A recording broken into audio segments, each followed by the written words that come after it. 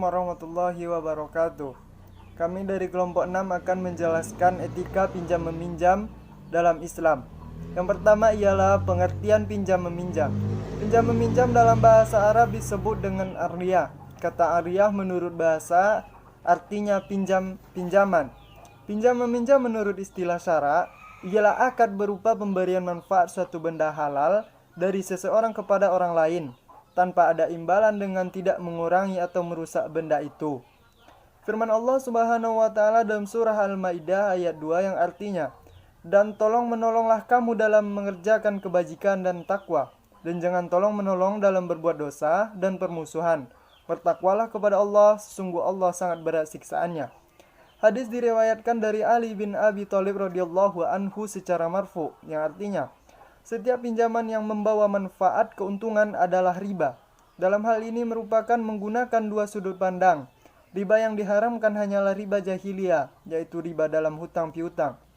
Jawaban terhadap dalil mereka ini adalah, yang pertama, hal ini tidak bisa diterima karena sebenarnya riba jahiliyah itu memiliki dua bentuk.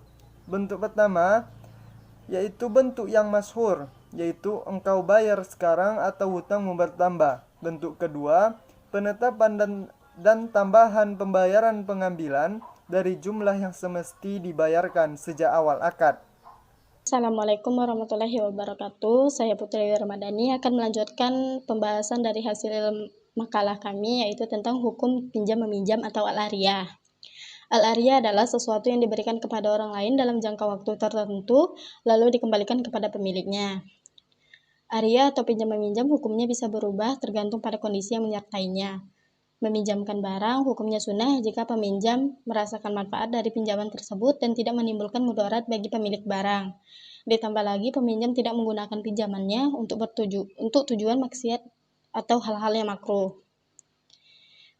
Meminjamkan barang juga bisa menjadikan wajib jika peminjam dalam keadaan darurat sedangkan pemilik barang tidak mendapatkan mudarat jika meminjamkannya. Menurut Hanafiyah dan Syafi'iyah, pinjam meminjam hukumnya bisa menjadi makruh jika berdampak pada hal yang makruh, seperti meminjamkan hamba sahaya untuk bekerja kepada seorang yang kafir. Ariyah juga bisa menjadi haram jika berdampak pada perbuatan yang dilarang, seperti meminjamkan senjata untuk membunuh orang atau meminjamkan kendaraan untuk melakukan maksiat. Hukum-hukumnya, yang pertama, jika yang meminjamkan mensyaratkan kepada peminjam untuk mengganti barang yang dipinjamkan jika mengalami kerusakan, maka pihak peminjam wajib menggantikan. Selanjutnya, meminjam harus menanggung biaya pengangkutan pada saat pengembalian. Peminjam tidak boleh menyewakan barang yang dipinjamkannya. Jika seseorang meminjamkan kebun untuk ditembok, peminjam tidak boleh mengambil lagi hingga temboknya roboh. Jika meminjamkan dalam jangka waktu tertentu, peminjam disunahkan untuk tidak mengambil barangnya sebelum masa waktunya habis. Sekian itu saja. Assalamualaikum warahmatullahi wabarakatuh. Baik, saya Nabila Zakia akan melanjutkan pembacaan materi kami yang C, rukun dan syarat pinjam meminjam. Rukun pinjam meminjam ada 4 macam dengan syaratnya masing-masing sebagai berikut. Yang pertama mu'ir, yaitu orang-orang yang meminjamkan. Disyaratkan A. Berhak berbuat kebaikan tanpa ada yang menghalangi. Orang yang dipaksa anak kecil tidak sah meminjamkan. Yang B. Barang yang dipinjamkan itu milik sendiri atau menjadi tanggung jawab orang yang meminjamkannya. Syarat yang kedua adalah musta'ir, yaitu orang-orang yang meminjamkan, dan diisyaratkan A. Berhak menerima kebaikan. Oleh sebab itu orang gila dan anak kecil tidak sah di dalam pinjam meminjam. Yang B. Hanya mengambil manfaat dari barang yang dipinjam.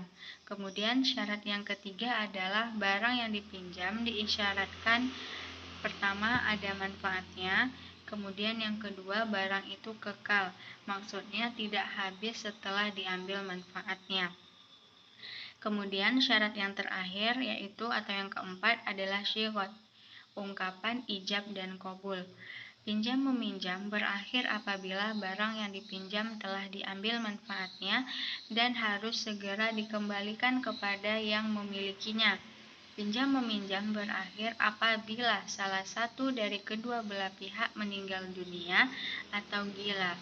Barang yang dipinjam dapat diminta kembali sewaktu-waktu karena statusnya pinjaman. Terima kasih, sekian dari saya. D. Etika meminjam-meminjam.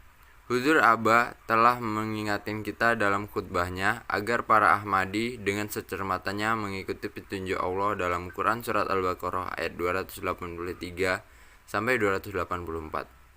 Dalam hal urusan transaksi, terutama mengenai hal pinjam dan meminjamkan, supaya ditaati dengan penuh ketakwaan, takut kepada Allah, agar terhindar dari hal-hal buruk yang memalukan seperti pertengkaran dan kehinaan. Dalam ajaran Islam, Allah Ta'ala telah memberikan petunjuk agar urusan pinjam-meminjam ini harus ditulis dengan syarat-syaratnya, kapan pinjaman akan dikembalikan, kalau dicicil berapa dan berapa lama, kapan penyelesaiannya. Seringkali orang merasa berkeberatan untuk menuliskan urusan pinjam-meminjam ini, dengan alasan bahwa kami berteman sangat dekat dan bersahabat sangat kental. Kami bersaudara dekat, dan kalau kami menuliskannya, maka seolah-olah kami tidak saling mempercayai atau karena merasa jumlah pinjamannya ini sedikit atau tidak banyak, maka kami segan untuk menuliskannya.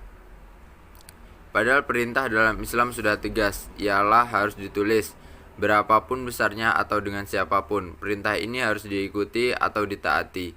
Sebagai orang yang beriman yang takwa, yang meminjam harus menulisnya dengan benar dan dengan perasaan takut kepada Tuhan, jumlahnya, syarat-syaratnya, cicilannya, waktu penyelesaiannya. Kadang-kadang pinjaman ini kecil, seperti untuk urusan dapur, tetapi perintahnya ialah tetap harus ditulis, kalau Anda tidak ingin berakhir dengan pertengkaran dan menjadi jauh dari Tuhan.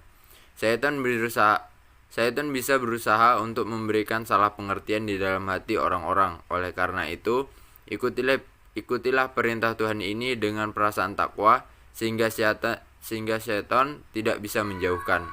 Sekian dari saya. Wassalamualaikum warahmatullahi wabarakatuh.